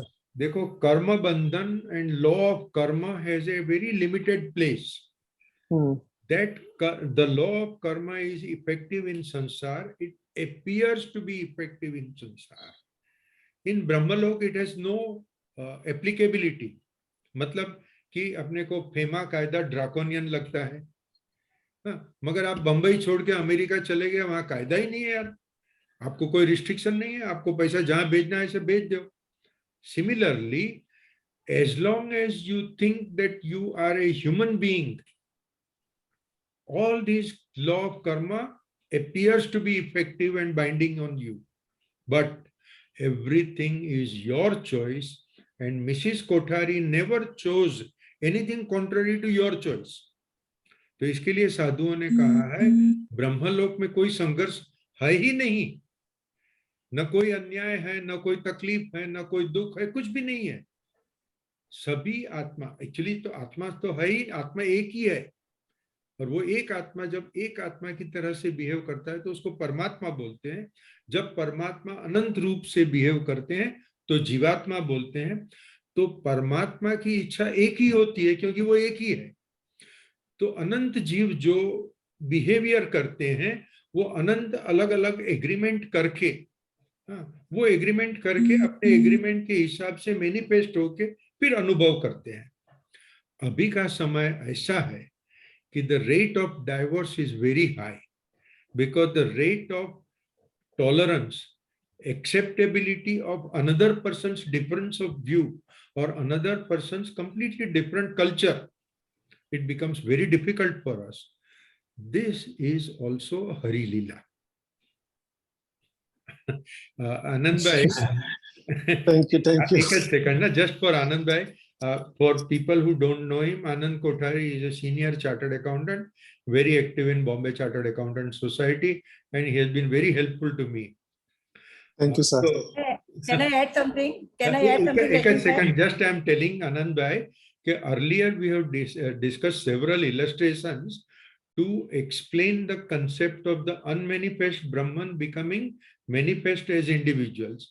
तो वो जो king की वार्ता वगैरह है, maybe two of us will talk separately on offline. Yeah, it's my loss. I miss all that. I'll catch up. Thank you so Sheila, much. you wanted to say something? Yeah, Yes. Anand, this is for you. Actually, Yeah. what I'm saying, what you have mentioned, now the difference of opinion. Yeah. In the long term, the best policy. I've been married for more than 40 years. Number one. So the best policy is whatever your level of understanding is, whether spiritual or non-spiritual, one has to keep it to oneself, subdued, and not expect to किसी दूसरे पे थोपने की कोई जरूरत नहीं है। अगर दूसरा उस बात पे नहीं मानता है, उसकी तरफ जाने की भी जरूरत नहीं है। आपको वो करना है जो आप राइट समझते हैं, without disturbing the other people.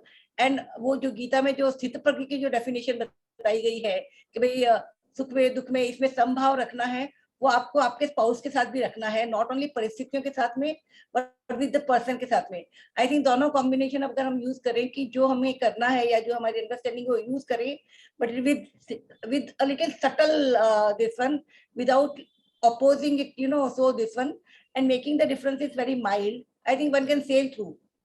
But उसमें ऐसा नहीं है कि हम खुद दुखी हो जाते व्हेन यू से सबड्यू। नहीं, तो अब मेरी इच्छा ये है कि मैं यहाँ पे बैठ के सुनूं और मेरे को मेरी वाइफ के कॉल्स आ रहे हैं कि भाई किधर हो, सैटरडे नाइट है, बाहर जाना है, लेकिन मेरी इच्छा है कि मैं ये और सुनूं, लेकिन नहीं सुन पा रहा हूँ, मैं अपने इच्छा को मार रहा हूँ, तो मैं इस चीज की वजह से मैं दुखी हो रहा हूँ।